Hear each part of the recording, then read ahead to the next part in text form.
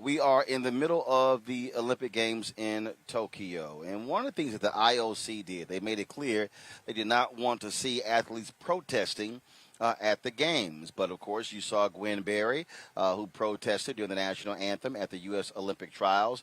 Boy, a lot of people were not happy about that, largely white conservatives. And we know, of course, there's been a history of protests with the Olympics, and none greater than 1968, when Tommie Smith and John Carlos in Mexico City, when they took their shoes off and raised their black fist with the gloves. Boy, that angered people all across the country and the world. Jordan, because right now is John Carlos, one of those two. John, glad to have you on Roland Martin Unfiltered. It's good to be with you, Roland. Good to be with you. First of all, I just got to get your thoughts on how the IOC and all these people are so sensitive, not wanting there to be any protests, not wanting there to be folks doing any kind of action. I mean, it's like they're so scared, but so they want athletes, frankly, just to shut up and play ball. That's absolutely what they're trying to express. You have to take into account that this has been going on for some time now, say 50 some odd years. And I think that what it is, they're afraid that they will lose control. They have control over the black athletes for many years. And not only black athletes, there are other individuals that came from other countries as well that had concerns, humanitarian concerns that they tried and block. My question to them would always be, did you block the Nazis in 36? Did you block the Nazis when they put the swastikas all over the stadium? Did you block when two young black men, with the help of a young white man from Australia, come in and make a statement for humanity in 68, and then they're penalized? So we need to get some clarification, and the International Olympic Committee choose not to even answer any of the questions. They ask them what type of punishments will be prevailed upon these young individuals. They never would respond to that. So they're trying to use scare tactics all over again to intimidate and suppress these individuals. Well, absolutely, and of course, they want to threaten them, if you will, and to impact them.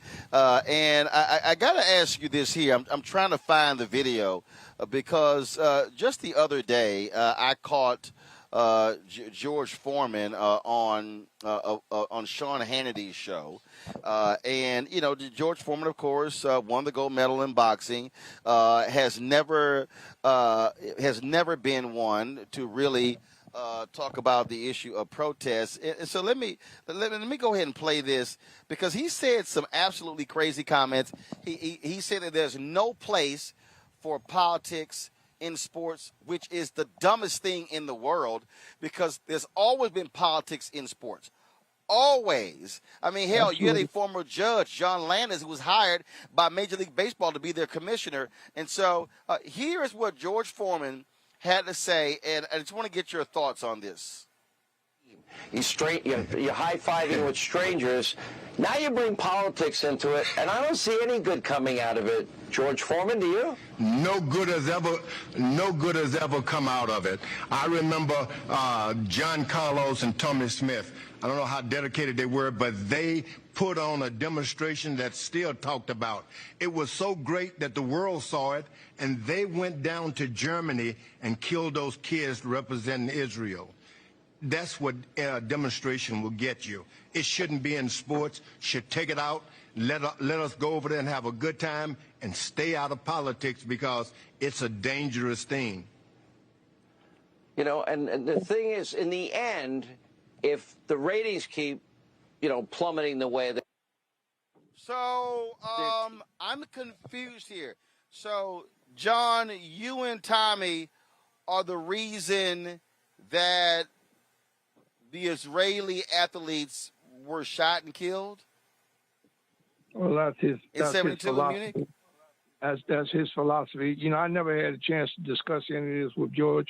So I don't want to make too much comments on what he said, other than to say that, if he's talking about what we did was brought politics into the games.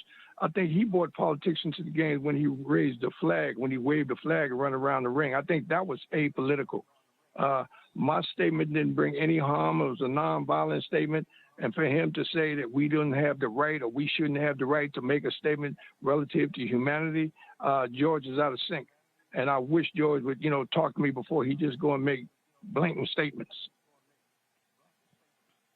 See, the thing that bugs me the most about this, John, is when I hear these folks make these comments, when I especially listen to these white conservatives, when I listen to people like George Foreman make these comments, they are completely and wholly ignorant of the reality of politics playing a role. I'm sorry, did we not skip the 1980 Olympic Games in the Soviet Union? Absolutely. Didn't we protest the 80 Games? Have we not had calls before? I mean, have we had other examples of nations infusing politics into the game? So this idea, and not only that, in professional sports, you've got these mainly conservative owners who invite politicians, governors and presidents, members of Congress to sit in their suites for the games. Is that not politics? Well, politics only applies when they say black people apply politics to whatever the equation is. See, they don't see themselves doing this. These are good, Christian, honest Americans that's making these statements. It's only the blacks and those that's supposed to be downtrodden, those individuals, when they get up and make a statement about humanity or make a statement about racism, make a statement about poverty, then they're out of line and they're talking politics. They're bringing politics into the games. The games are politics in itself, for the simple reason that if you sat back and said, well, why don't we have one Olympic flag to represent all the nations? And if you want to put your logo from your country on your sweatsuit, you can have a little logo there. But why do we have every national flag playing throughout the stadium? That's politics in itself.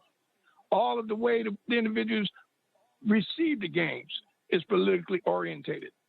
So for them to say that we brought politics to the games or we brought that tragedy that took place in Munich to the games is absurd. And I say, once again, I would like Mr. Foreman to get down and sit down and have some discussion with me before he just go and make blanket statements to make it look like he's not awake in this life that we have.